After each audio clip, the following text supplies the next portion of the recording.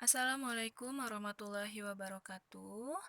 Apa kabar anak-anak? Semoga kalian selalu dalam keadaan sehat walafiat.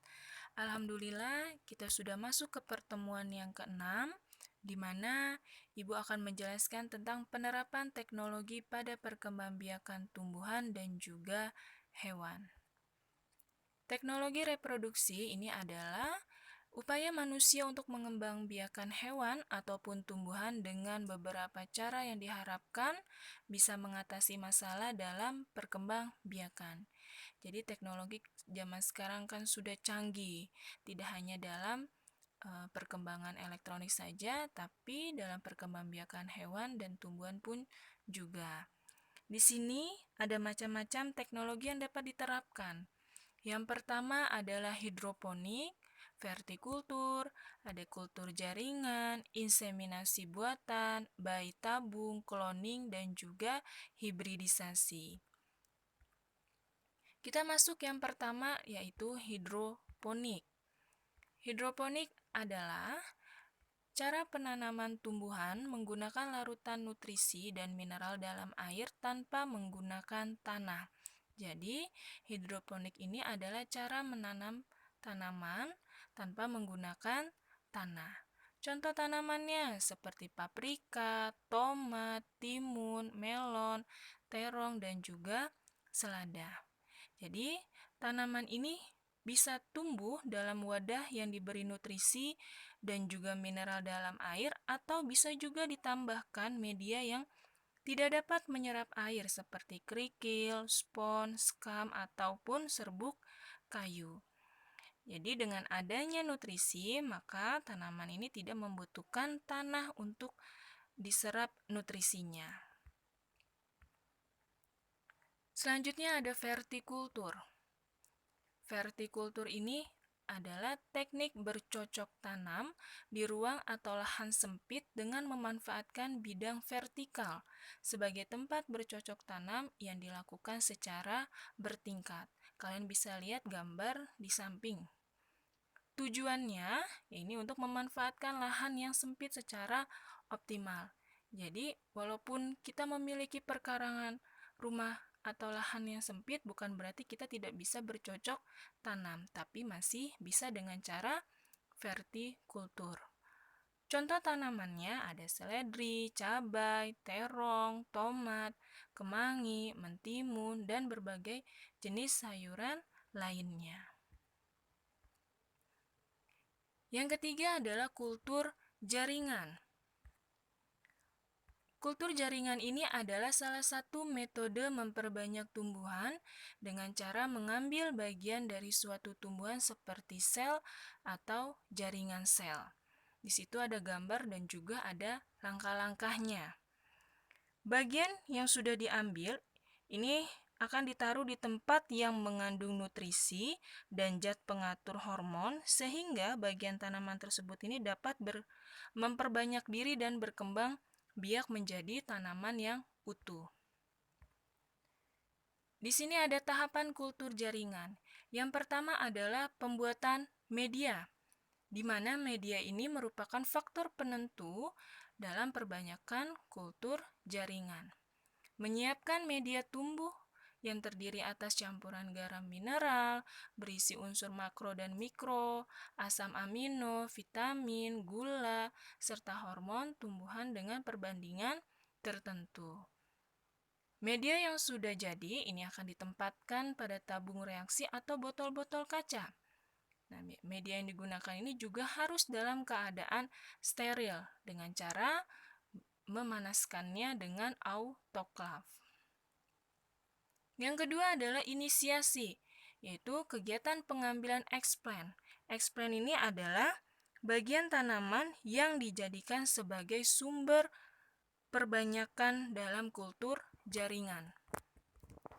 Jadi explant dari bagian tanaman yang akan dikulturkan. Nah, bagian tanaman yang sering digunakan ini adalah tunas. Yang ketiga adalah sterilisasi. Dalam kegiatan kultur jaringan harus dilakukan di tempat yang steril, yaitu di laminar flow, dan alat-alatnya pun juga harus steril.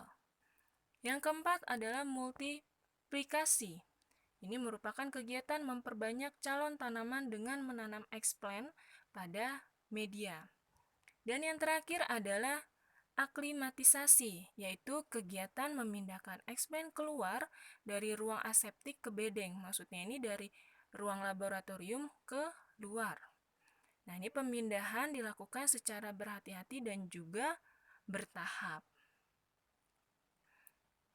Dalam kultur jaringan, ini ada keuntungannya dan juga ada kelebihannya.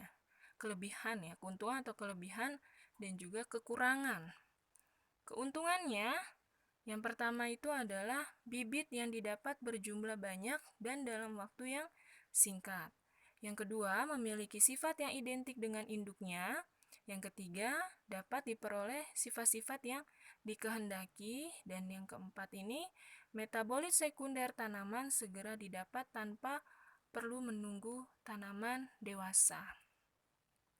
Kalau kekurangannya, yang pertama, bibit hasil kultur jaringan sangat rentan terhadap penyakit.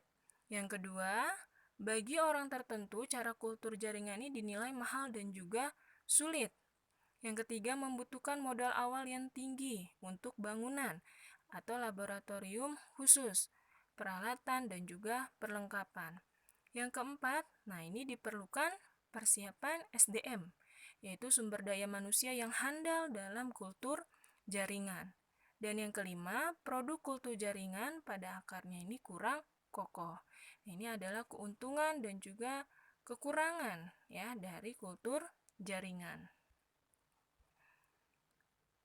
Selanjutnya adalah inseminasi buatan.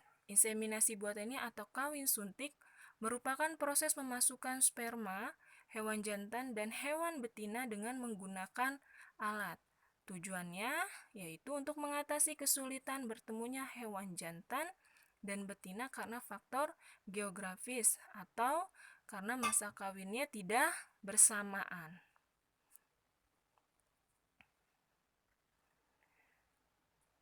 Selanjutnya bayi tabung, yaitu fertilisasi in vitro, proses mempertemukan sperma dengan sel telur di luar tubuh induknya. Jadi yang namanya bayi tabung ini mempertemukan sperma dan sel telurnya di luar tubuh induknya. Hal ini dilakukan untuk mengatasi masalah sperma yang tidak dapat bertemu dengan sel telur. Nanti setelah bertemu, embrio ini akan dimasukkan ke dalam rahim hewan betina. Selanjutnya hibridisasi, yaitu metode untuk mengawinkan dua individu yang berbeda sifatnya sehingga diharapkan anaknya akan memiliki sifat yang berbeda. Dan yang terakhir ini adalah cloning. Cloning adalah proses mengganti sel telur dengan sel somatis. Sel somatis ini adalah sel tubuh dan diberi kejutan listrik hingga sel tersebut berkembang biak. Setelah berhasil berubah menjadi embrio, embrio ini akan ditanamkan pada rahim hewan betina. Anak yang dihasilkan nanti akan sangat mirip dengan induk yang diambil inti somatisnya.